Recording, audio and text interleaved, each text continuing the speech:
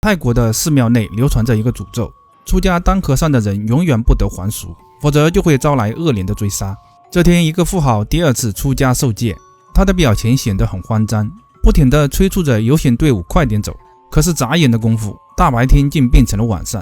男人惊恐地发现，游行的队伍全都消失不见，只剩下他一个人。紧接着，面前出现一个蒙头的和尚。和尚一脚将男人踹了下去，下一秒，大象的腿从天而降。几天后，男人在寺庙里举行葬礼，他的妻子向方丈哭诉，自从丈夫还俗后就被诅咒了，坏事不断发生在他的身上。可再次受戒当和尚还是这样，直到最后失去了生命。方丈说自己小时候听过这个诅咒，但是从没有想过这是真的。小帅连忙问这是真的吗？自己的好友阿强和眼镜因为受不了当和尚，早已经还俗。得到方丈肯定的答复后，小帅不禁担心起两位好友。在第一步中，阿强和眼镜早已经得知了脱袍咒，可是他们偏偏不信邪。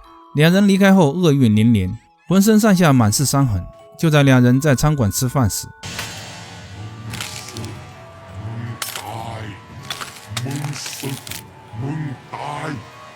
阿强吓得站起身来，老板的菜刀突然朝着两人飞了过来，两人尖叫着跑了出去。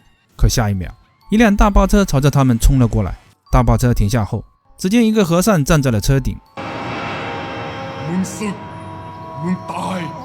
幸好阿强两人只是受了点皮外伤，他们找到了在寺庙当和尚的小帅，想要再次受戒当和尚。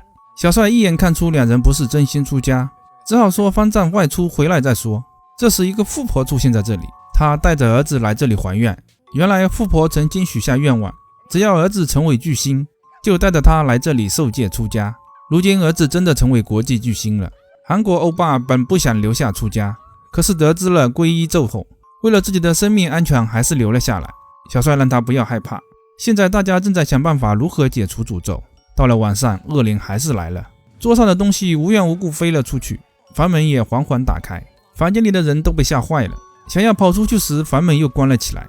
紧接着一阵大笑声传来，只见一个恶灵跪在了佛像前，大家把小师傅推了出去，想让他念佛经赶走恶灵。没想到恶灵口中也念起了佛经，一人一鬼开始斗法，但还是小师傅的佛法精湛。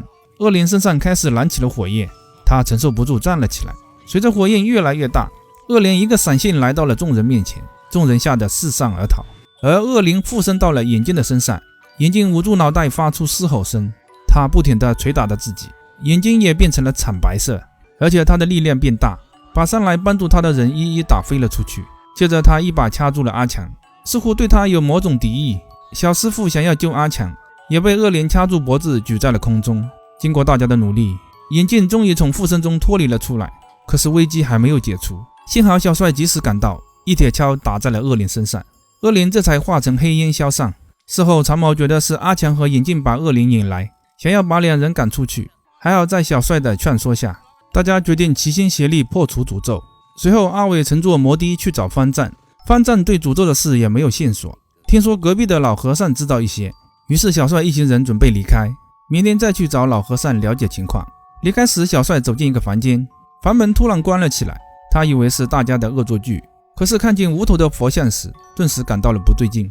小帅想要离开房间，结果被房门撞翻在地上，角落的镜子开始不停地旋转，小帅吓得连连后退，幸好房门及时被人打开。与此同时，恶灵又找上了眼镜几人，他突然出现在眼镜的面前，先抓住眼镜把他撞晕了过去，然后一脚踢翻了韩国欧巴，最后像抓小鸡一样拎住阿强，如履平地一样走上了一棵大树。在众人惊恐的目光中，恶灵将阿强扔了下去，小帅赶紧把阿强送到了医院。阿强没有生命危险，但是陷入了昏迷之中。长毛为了眼镜的安全，把随身携带的护身符交给了他。眼镜看见后很眼熟，他突然想起来，恶灵的脖子上也有一个一模一样的。小帅也想起一件事情，自己今天去前方丈的住处，找到了一些护身符和拱门的照片，可是寺庙里并没有什么拱门。随后小帅找到了另一个寺庙的老和尚，询问如何破解脱袍咒。老和尚说他有极大的怨念，得让他放下怨恨才能破解。另一边，怨灵已经找上了昏迷中的阿强，他朝着阿强伸出手掌。当阿强醒来时，发现自己躺在了一个破庙中，周围还躺着许多神志不清的病人，甚至有人死后被抬走。阿强来到门口，发现外面还有许多人。奇怪的是，自己的叫喊声他们都听不见。原来这里爆发了某种传染病，到处都是被感染的人。这时一个男人抱着他的母亲来到这里寻求帮助，但是遭到了2个和尚的拒绝，说这里已经没有了空船。善良的老和尚让他把母亲抱到自己的住处。随后2个和尚摘下面罩，阿强这才发现他们跟自己和眼镜长得一模一样。当和尚穿过阿强的身体时，阿强又来到了另一个地方，正是小帅寻找的拱门之地。恶灵也在这里出现，身后的木架突然燃起了大火。阿强想要逃走，但是被恶灵抓住，准备扔到火架台上。幸好医院里的眼镜发现，把护身符脱下戴在了阿强的身上，阿强的魂魄这才回到了身体内。另一边，小帅用无人机在寺庙里寻找，终于找到了拱门所在之地。就在他准备挖出恶灵的尸骨时，小和尚们突然惊恐地四散而逃。小帅回头一看，恶灵出现在身后，他顿时被吓得连连后退。说完，恶灵就消失了，而小帅并没有就此罢手，他用锄头开始挖地，找到了恶灵的尸骨。随后小帅又叫来了挖土机，挖出了更多的尸骨。阿强和眼镜也来到了这里，把自己遇见的事情告诉了小帅。没想到下一秒，阿强2人的魂魄又被恶灵带走，众人吓坏了。为了拯救2人，小帅让大家准备尽快火化尸骨。而阿强2人来到了恶灵那个时代，他们发现自己是2个和尚的转世。2人让老和尚放弃帮助病人，因为老和尚自己的身体也不好。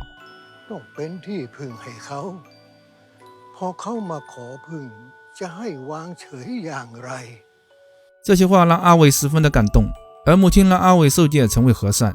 阿伟为了不让母亲受苦，请求老和尚帮自己受戒成为和尚。老和尚答应了下来。母亲亲自为儿子剪去头发。很快到了受戒这天，老和尚交给阿伟一个护身符，同时告诫他：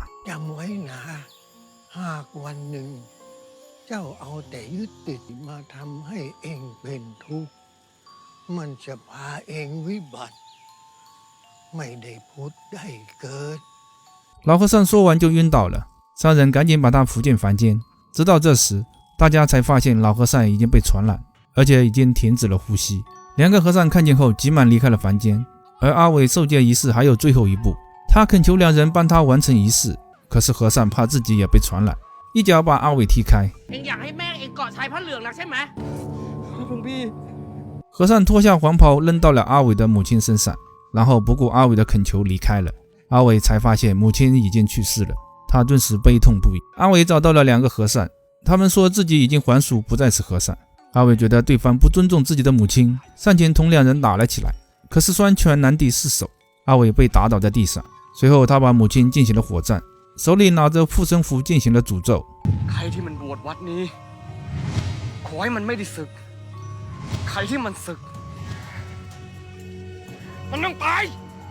阿伟最终死在了拱门前。阿强和眼镜目睹了这一切，这才明白为什么恶灵会针对自己。2人突然出现在了火堆上，恶灵也出现在面前。就在2人即将被火焰吞噬时，小帅几人把尸骸进行了火化，恶灵的身上也开始冒出火焰。阿强和眼镜回到了自己的身体，恶灵也出现在火堆上，他在火焰中质问小帅。恶灵来到了3人面前，阿强和阿明也跪下请求谅解，那是自己前世的事情，他们为自己的所作所为感到内疚。就在这时，恶灵突然跪在了地上，嘴里呼喊着老和尚的名字。原来小帅是老和尚的转世。他对阿伟说道：阿伟母亲的离世是因为他的时间到了，这不是谁的错，自己也是死于疾病，这是因果报应。小帅让他放下自己的执念，不然会把自己引向毁灭。下一秒，小帅变成了老和尚的模样。老和尚走到阿伟的面前，把手放在了他的头上，为阿伟完成了受戒的最后一步。